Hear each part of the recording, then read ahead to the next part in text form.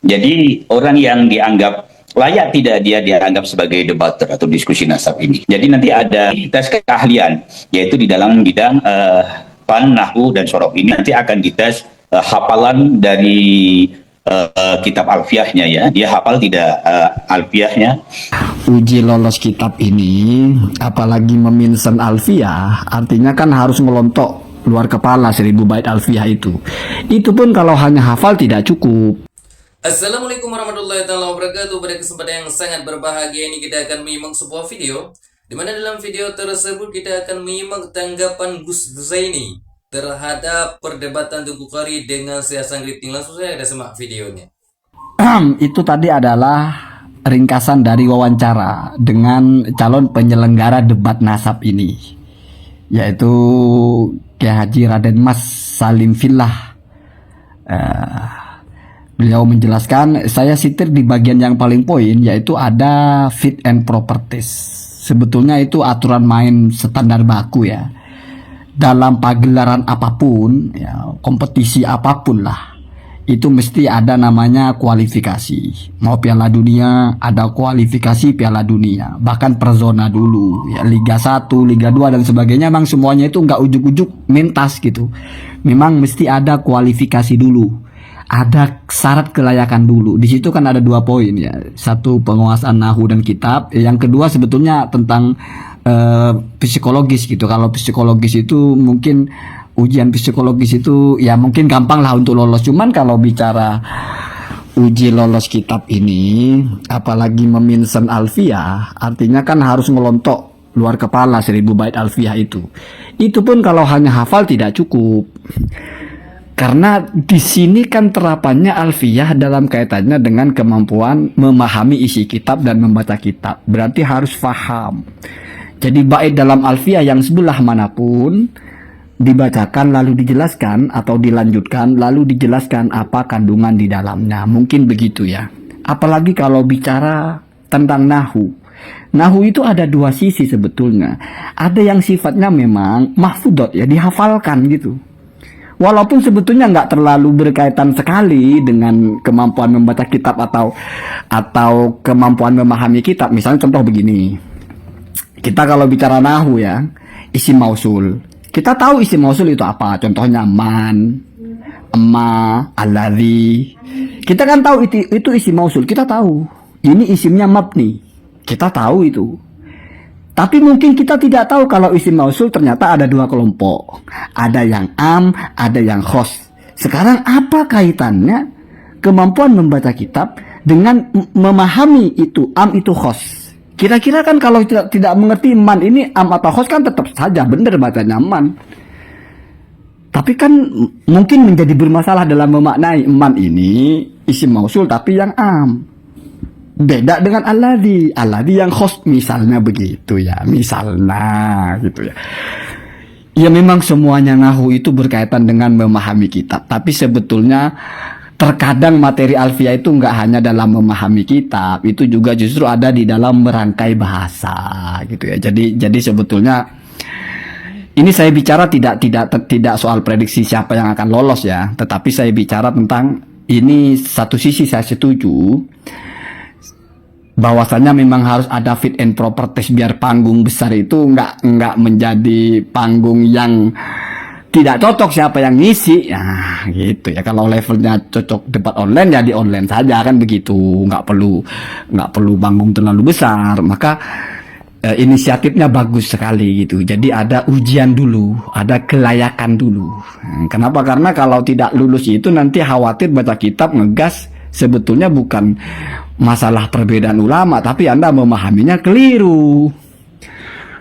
Kadang-kadang kan begitu ada ya. Jadi kitabnya sama, isinya sama, cuman menjadi berbeda karena pemahaman satunya keliru sehingga menjadi beda itu kitab. Mungkin menjaga itu ya. Mungkin menjaga agar itu tidak terjadi. Ya masuk akal juga standar itu. Cuma kalau misalnya Said Qori dengan Syarif Hasan ini apakah bisa lolos? Ya bisa saja. Ya kan kita tidak boleh merendahkan keilmuan orang. Selama ini kan mereka selalu baca kitab. Ya mungkin hafal alfiah kan. Kalau misalnya salah-salah ya mungkin sabkul lisan saja, bukan tidak paham.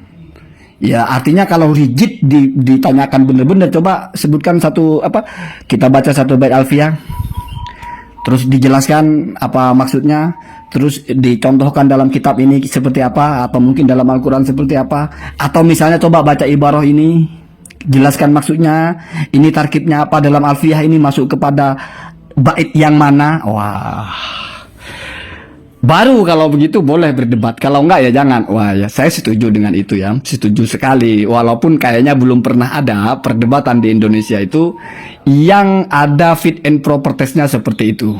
Sehingga memang seringkali terjadi hal-hal yang mengecewakan, seperti ya debat tentang Abu Hurairah itu. Ya mungkin gara-gara nggak ada fit and proper test itu ya. Jadi panggung yang sebegitu besar, debat ilmiah yang sebegitu keren gitu. Sama dengan begini, ini lapangan ini standar kelas dunia gitu. Yang main tarkam, rumputnya rusak semua. Gawangnya itu nanti rusak ya. Jadi memang ada kelayakan, uji kelayakan gitu. Kalau levelnya begini, manggungnya di mana cocoknya? Itu mungkin ya, mungkin itu yang ingin diterapkan oleh saya manggilnya Sayyid ya. Ini kan terahnya sudah nampel ya, Sayyid Raden Mas Salim Fillah ini ya. Jadi mungkin berpikirnya ke situ, apalagi ini sudah mau melibatkan orang-orang yang kompeten gitu, yang mengerti nahu, karena ini bicara kitab, yang mengerti kitab. Jangan sampai ada dewan juri, ada dewan penengah, ada dewan pakar yang berantem nggak qualified gitu, nggak sesuai standar itu. Mungkin itu maksudnya ya, tujuannya ke situ, mungkin arahnya ke situ ya.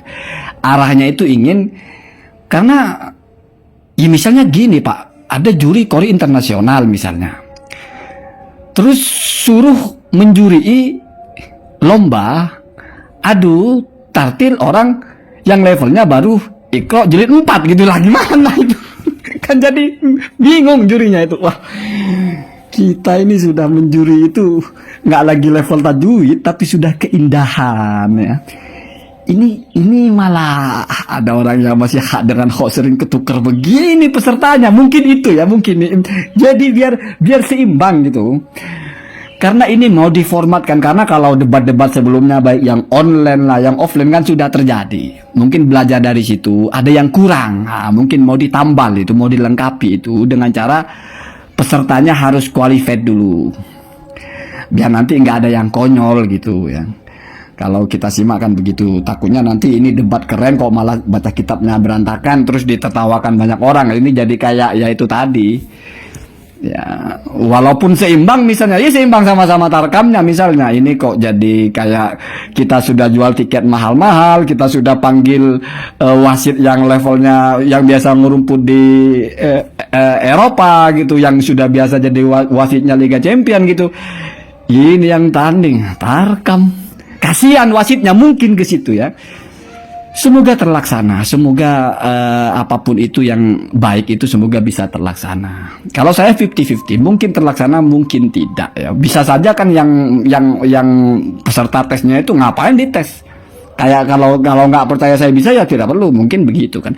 Lagi pula ini kan mau memahami nasab, bukan mau memahami nasob. Kalau nasob iya, Alfi ini kan nasab Pak. Bisa jadi begitu ya. Ya kalau begitu mah nggak jadi berarti. Allah. Nah, sahabatku yang dimuliakan oleh Allah Subhanahu wa Ta'ala, mungkin cukup sekian videonya. Semoga bermanfaat dan berkah. Assalamualaikum warahmatullahi wabarakatuh.